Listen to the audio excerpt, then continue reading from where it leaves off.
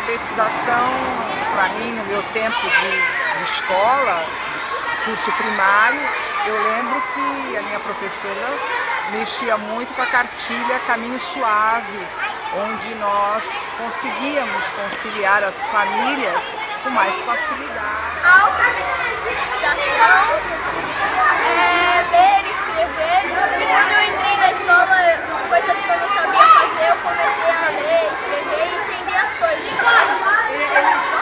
E foi bom? Foi. A alfabetização, eu estou aprendendo ela desde o primeiro ano. A alfabetização é uma coisa importante que a gente carrega para todo canto, qualquer lugar a gente vai estar aprendendo. Cinema, praia, os amigos aprendendo, enfim, outras coisas.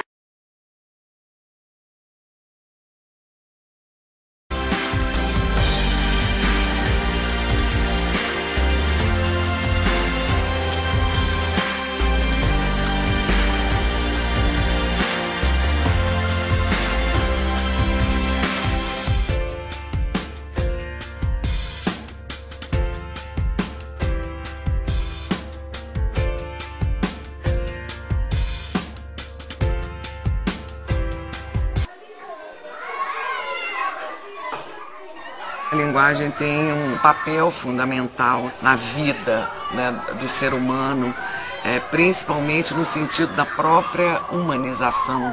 Quer dizer, a linguagem nos humaniza, não só a linguagem verbal, oral e escrita, né, mas as linguagens, os sistemas simbólicos.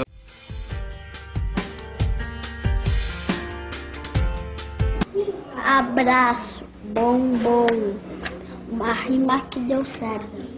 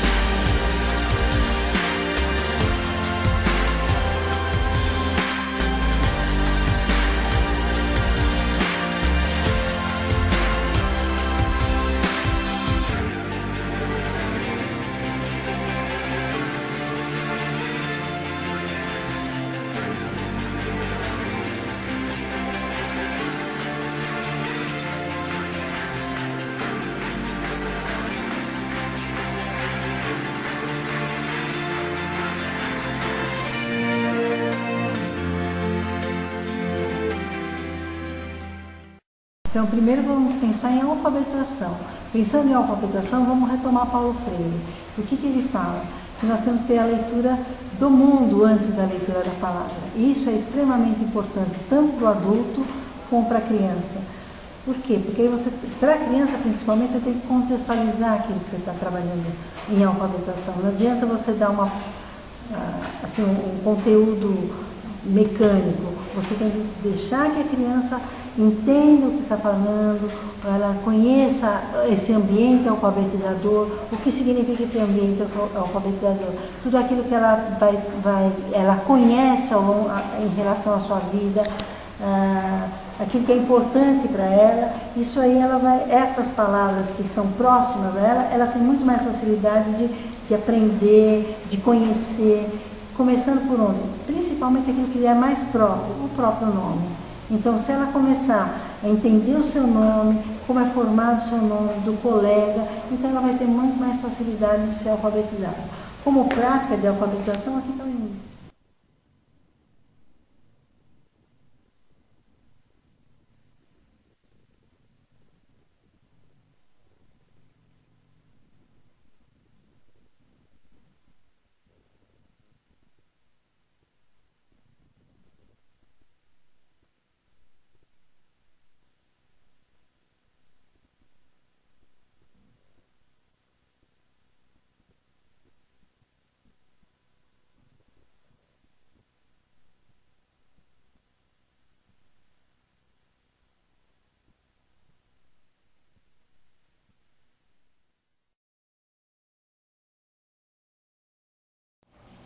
coisa, o professor não deve ser taxativo, olha, isso é isso. Não, o que é isso? Por que isso acontece? Como é que escreve? Você acha que isso está certo? Aí a criança fica na dúvida, então levantar hipóteses para a criança, para ela ir vendo a sua dificuldade, e vendo aquilo que ela sabe e aquilo que ela não sabe. O que mais?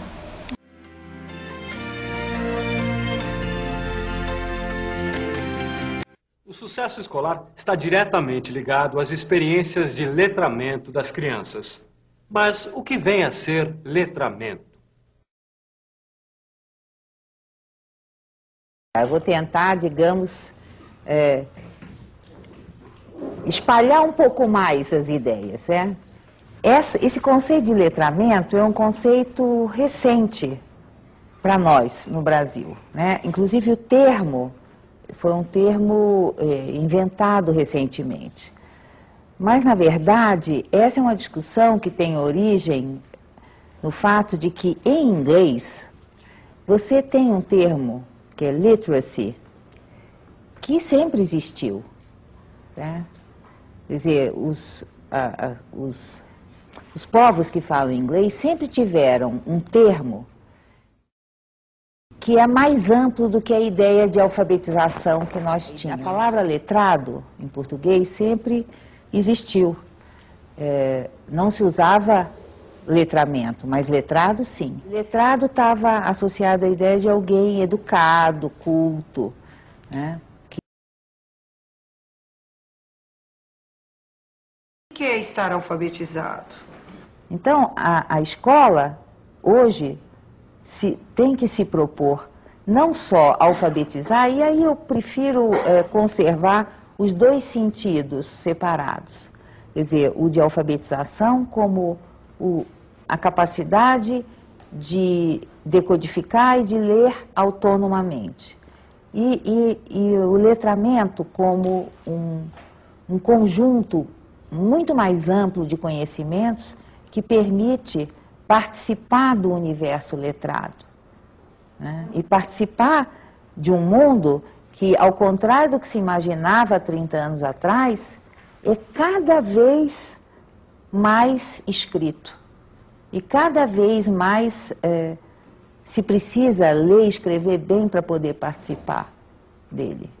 Porque há 30 anos atrás havia pensadores que afirmavam categoricamente que a escrita ia morrer e que o mundo seria o mundo das imagens. 30 anos depois, nós estamos vendo a internet e a escrita sendo fundamental para tudo. Não tem jeito de você viver no mundo hoje, que dirá no mundo de amanhã, sem a escrita.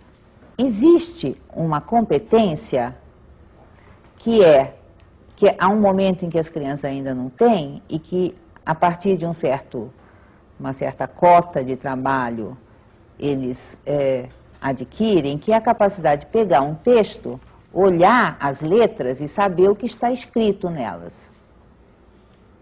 Isso eu prefiro continuar chamando de alfabetização, que é uma parte pequena, mas importante, de um processo muito maior, que é o processo de aprender a língua, né? De aprender, por exemplo, de aprender o que cabe à escola ensinar da língua materna, porque a família, a comunidade ensinam a falar, mas à escola cabe ensinar todos os outros usos da língua que não são do cotidiano e não são da vida familiar. Então, falar em situações públicas, escrever textos que não são textos de uso doméstico, que são textos que garantem a inserção no mundo externo à família, e aprender a língua, aprender, digamos, as pessoas chamam de norma culta, eu prefiro chamar de a língua das classes dominantes. A língua das classes dominantes é essencial ensinar para todas as crianças, porque ela é um fator poderoso de inclusão e todas as crianças têm o direito a ela. Nós não temos que ensinar as crianças a falar essa língua, mas nós temos a obrigação de ensiná-los a escrever essa língua. E escrever na maior variedade de gêneros que for possível ensinar na escola. Então, todo o trabalho que a gente tem chamado de letramento é todo esse resto que inclui a alfabetização, mas que é bem mais amplo.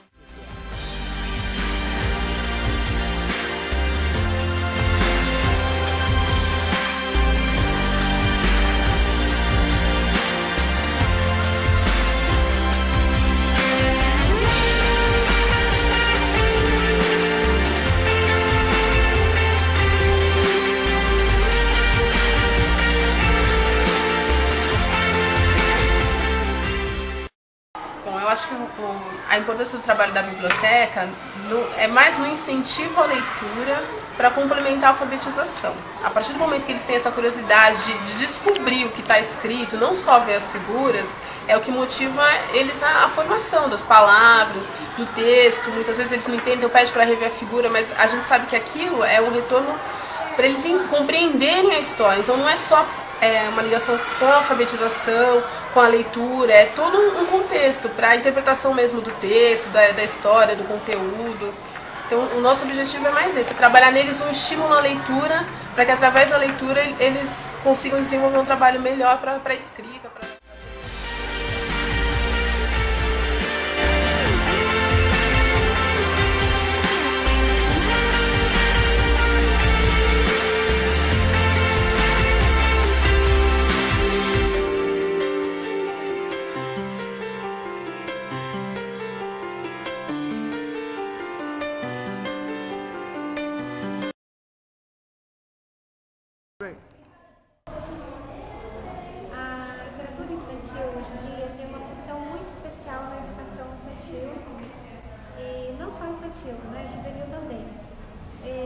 Nós podemos trabalhar muitos temas polêmicos através dos livros infantis.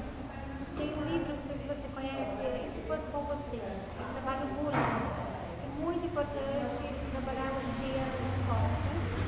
Um outro livro também é A Menina que Odiava Livros. Então, incentivo à leitura.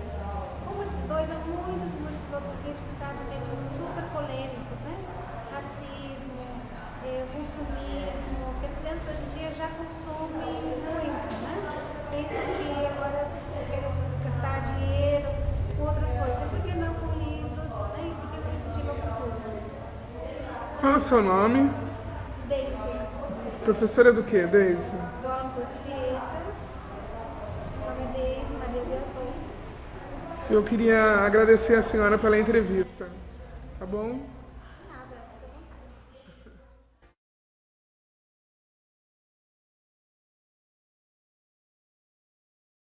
Por que uma criança se alfabetiza mais rápido do que a outra?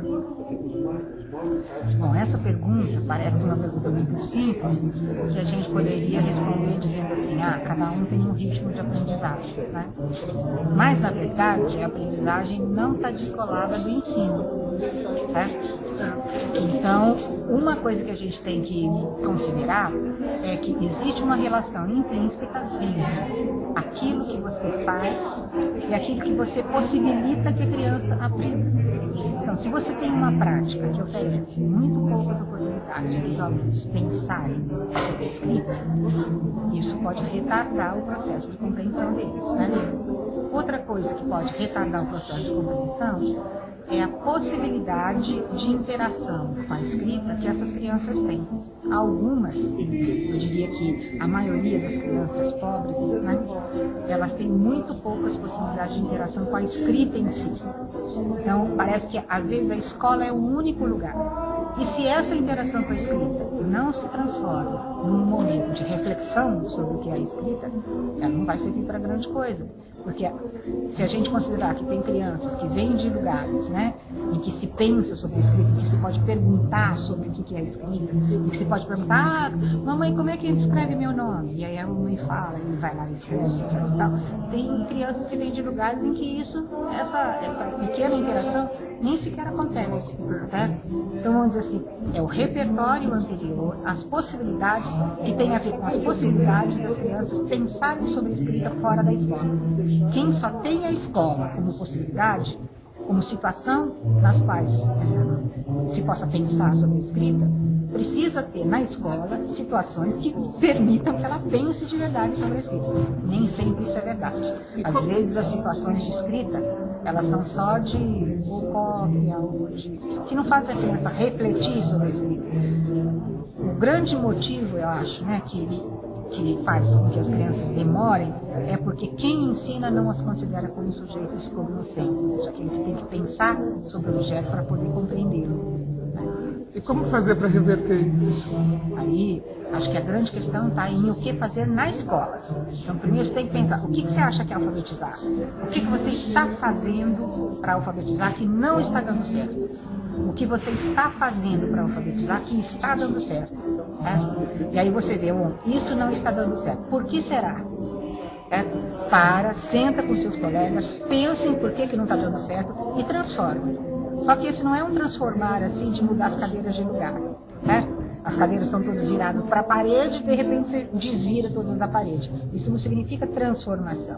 Você tem que entender o que é alfabetizar, portanto você tem que estudar. Você tem que entender como é que você ensina a compreender esse objeto, que situações você pode criar. E isso também precisa estudar. E estudar não é uma atividade solitária, tem que ser junto com os colegas, tem que ser junto com os outros. Né? Quando você para pensar na sua prática, você pode fazer a situação reverter. Porque o problema não está no sujeito que conhece. Tirando os casos de exceção, que são os casos de problemas cognitivos ou emocionais que impedem aprender, os outros 99,9% têm a ver com a prática de ensino. E é nisso que a gente tem que pensar, como é que eu estou ensinando?